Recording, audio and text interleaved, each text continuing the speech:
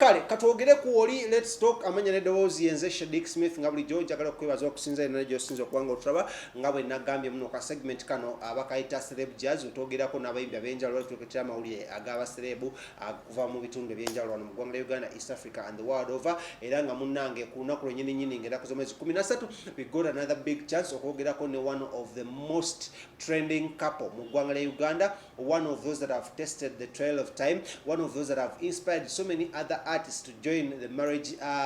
section wano mu ggwanga lya Uganda. Era nga this is none other than omukyala amenyiddwa nga Iren, Namatovu, the beautiful African queen, and then the beautiful African king omukulu amenyiddwa nga Lutaya MP side zeri ekakuto. Era nga nakuyimbidde obuyimba bungi nyakayimba kamu ku businga okunyumira bakayita Baby Boy nga this was a collab between the two, ate nga wenjogera abafumbo babeera side zeri emunyonyo era nga gye bakasibira era nga bantu bakozi nnyo balimi omu nabyabufuzi omulala muyimbi ate nga oli mu nabyabufuzi ate nga muyimbi. So kyembagalako kimu kyokka ntulabye families z'abakyala n'abaami mu music industry nga bafumbirigana ne batengana nja kuwa one of the best couples that I really love in the music industry mu ggwanga lya Uganda okuli omukulu amanyiddwa nga Bobby Wine, that is Kyagulanyi ne mukyala we Babi Itungu Kyagulanyi, okuli omukulu amanyiddwa nga Bebe Cool ne mwana muwala amanyiddwa nga Zuwena Kimera, abo nabo bafumbo for a very long time. Okuli omukulu amanyiddwa nga Jose Chameleone ne nkwadde ebyo bikyali mu matanka ne ba Jose Chameleone ne mwana muwala amanyiddwa nga Daniela Atim Mayanja, awo nga ye side wenjogesa zino atakyabira mu ggwanga lya Uganda aresidinga n'abaana be side zeri ate mu America USA. Then nja kuwa Lutaya ne Iren Namatovu betugenda okubanga twogerako nabo in a while. Nja kuwa kapo kyawe endala gy'omanyi Kim ey'amaanyi wano mu ggwanga lya Uganda nga bayimbi Ricky Man. Ricky Man sebo si mufumbo ne Shira Gashumba oyo Koni ba sebo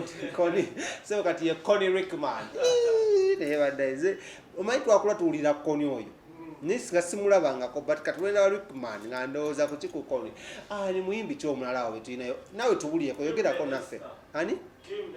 Kim nawe muli bayimbi mudripinga kale Kim ne Esther oyo no producer wange ayina mukyala bamuyita Esther Laja Bapon yourself twafunye omusawo mu family anyway. So twayogeddeko n'omukulu amanyiddwa nga Lutaya ne Iren Namatovu nga n'abaana nabo bava ne bagula table. Omanyi waliwo controversy nga bagamba sipesisa na check eno gyatambuza mu bayimbi kabadika promotinga kivu, but trust me the truth came out ng'ennaku z'omwezi 13 where different artists that had bought tables bajja niwankubadde Edlisa Musuza teyajja yina omukolo kwe yabadde ngina kuwankwa details naye Rema yazze era yina table kwe yali nebuza table ya Edlisa Musuza gye yagula Rama gye yatuddeko ne Evina Mulondo oba nedda mwe na twatuzanya chikchaka. But anyways katwogereko n'omukulu amanyiddwa nga Lutaya ne mama Iren Namatovu batuwulire ate bo bakira batya and why would they come out mu bayimbi n'abakulu aba banene okujja okusupportinga Spastana batuweeko ku reason zaabwe batuweeko n'omwaka guna they preparing something or planning something for the industry n'abawagizi baabwe like a concert show oba ekintu ekito nga bali wamu or not. Katulabe omanya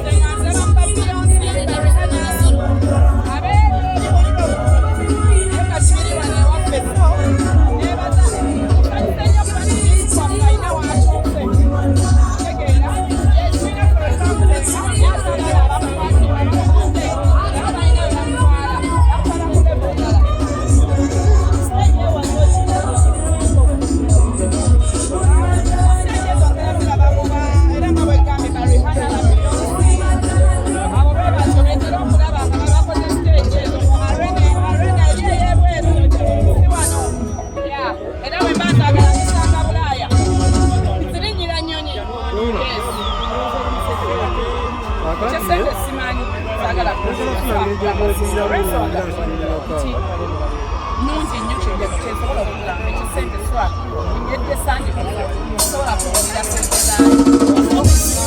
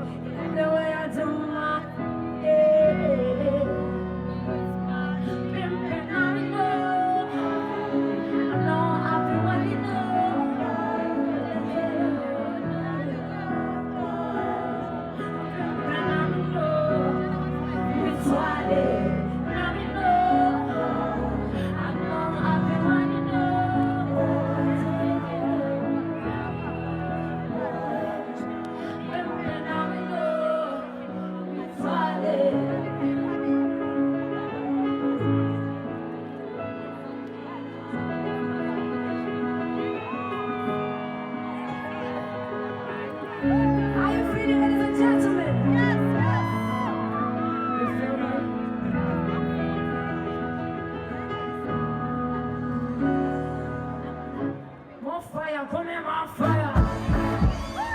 Come here, more fire.